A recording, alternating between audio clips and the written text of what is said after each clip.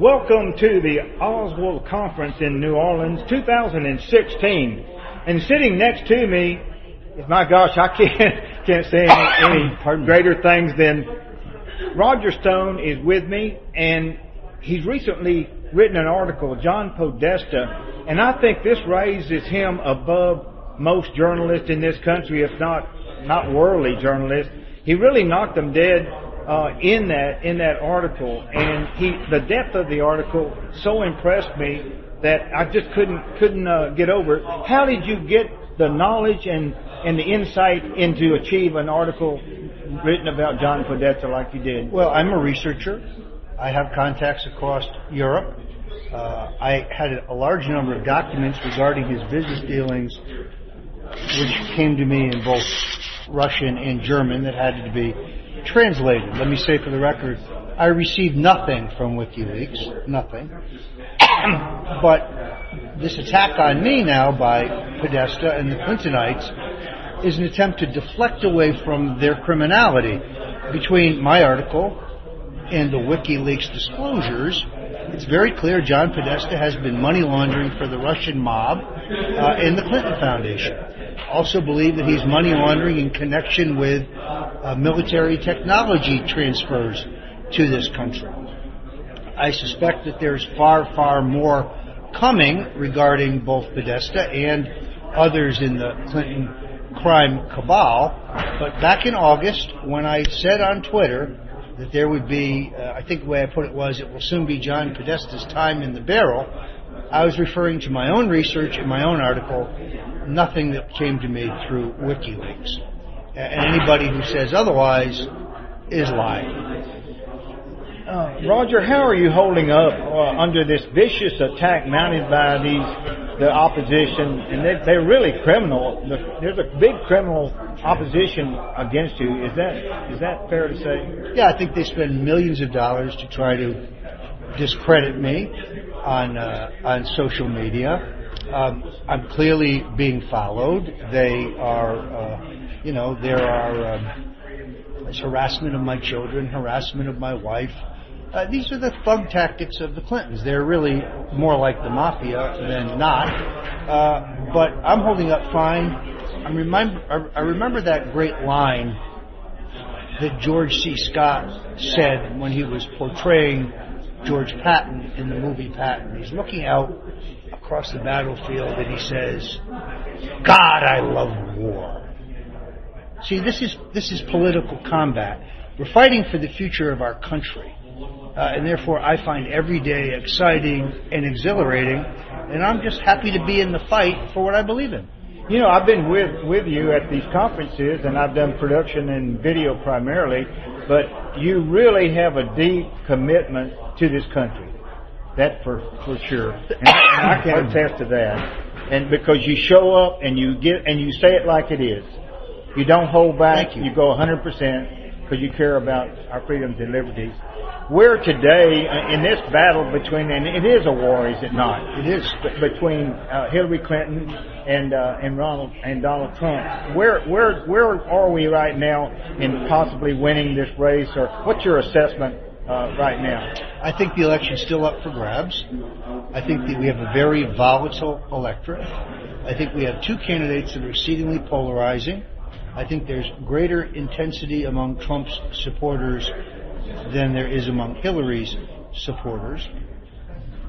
I think many professional Democrats are for Hillary because they feel they must be, not because they like her or that they're anxious to see the return of she and her husband. The next debate could be pivotal. But as you probably know, I've also written extensively about the possibility of this election being stolen. These computerized voting machines are easily hacked and rigged. We have a Princeton professor telling this. We have a study out of Stanford telling this. We have a study out of Ohio State telling us this. There's a lot of evidence that the machines were rigged against Bernie Sanders in the Democratic primaries.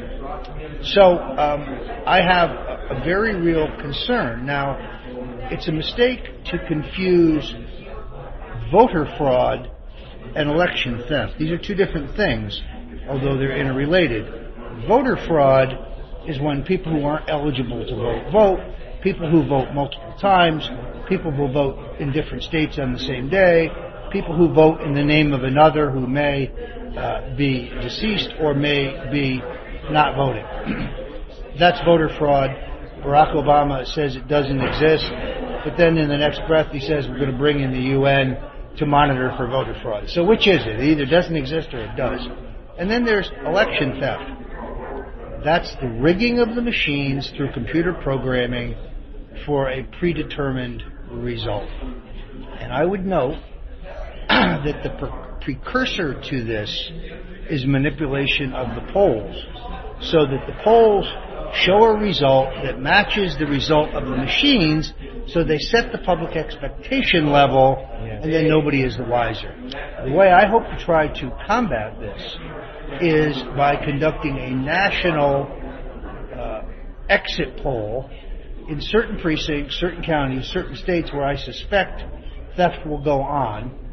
Exit polls of people actually leaving the polling places are the most accurate polls, because we have found that people's memory becomes colored by the results of the election, but they don't yet know the results of the election. And therefore, the tendency to gravitate towards the winner and say, oh, I voted for the winner, doesn't play any factor. Could this be a first time in history where both parties collude together to deny Donald Trump victory? Because there's that faction in the Republican Party that's right in there with the Democrats that don't want Trump in the White House. Very definitely. I think Trump is challenging the two-party duopoly. The Republican organization in Ohio is working actively against him. The Republican organization in Florida is working actively against him. In truth, the Republican National Committee is working actively against him, all the while giving him lip service. So yes, you may have the collusion of the two-party elites to defeat Donald Trump, because after all, he disrupts business as usual. Most of the leaders of the Republican Party wear the second hat of lobbyist. Many of them are lobbyists for the corporate interests and the multinational corporate interests. And therefore, I think there is there's a real danger of the two parties colluding to stop Could there Trump. be a closet Trump vote? This is not unpredictable. I think there's been recent evidence to indicate there may be the solid majority for Trump, very conservative people, and they're from the worker class, many of them, and from labor even. He's reaching out over traditional voting blocks, is he not? He is. One of the things that we have noticed is that when a poll of voters is automated, telephone poll, and you're essentially talking to a computer, it says, for Donald Trump, push 1, to vote for Hillary Clinton, vote 2, if you're undecided, put 3, and so on. And then you compare those to polls that are conducted with a live operator. Trump runs 3 to 5% better in the automated polls, meaning voters don't want to tell a stranger on the phone that they're voting for Donald Trump. They don't want people to know. They don't want to be harassed. Right. There's been several instances of harassment or violence. So I think that yes, absolutely right. I think there may indeed be a hidden vote. What would be your final conclusions today? I know you're pressed for other engagements and so forth. But what would be your concluding remarks today after speaking to this group? And they were enthusiastic. You, Roger, you stood up like a man and you said it like a man and so forth. And I really admire you for that. What would be your concluding remarks today about being here and so forth? It's all up for grabs in the next 23 days.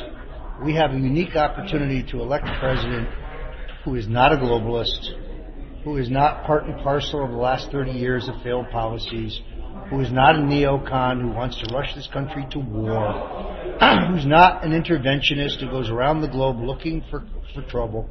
We have a guy who could actually balance the books, who could run government like he's run his business, where believe me, he knows where every dollar is. Somebody who has executive experience, somebody who actually gets things done, doesn't just talk about them, but does them. And achieves his goals. Somebody with confidence. I haven't seen this kind of self-confidence and this kind of love of country since Ronald Reagan. And he reminds me in many ways of Reagan. Remember what they said about Reagan? Oh, it's too simple to be president. He's too radical. He's not involved enough in the details.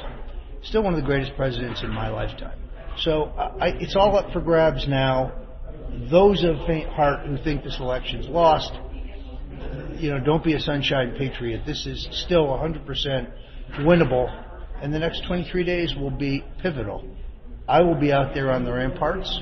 Come out and join me. Okay, thank you very much, Roger Stone, and you're a marvelous person, and nice person too. Thank you, George. Thank you, sir. All right. Bye-bye.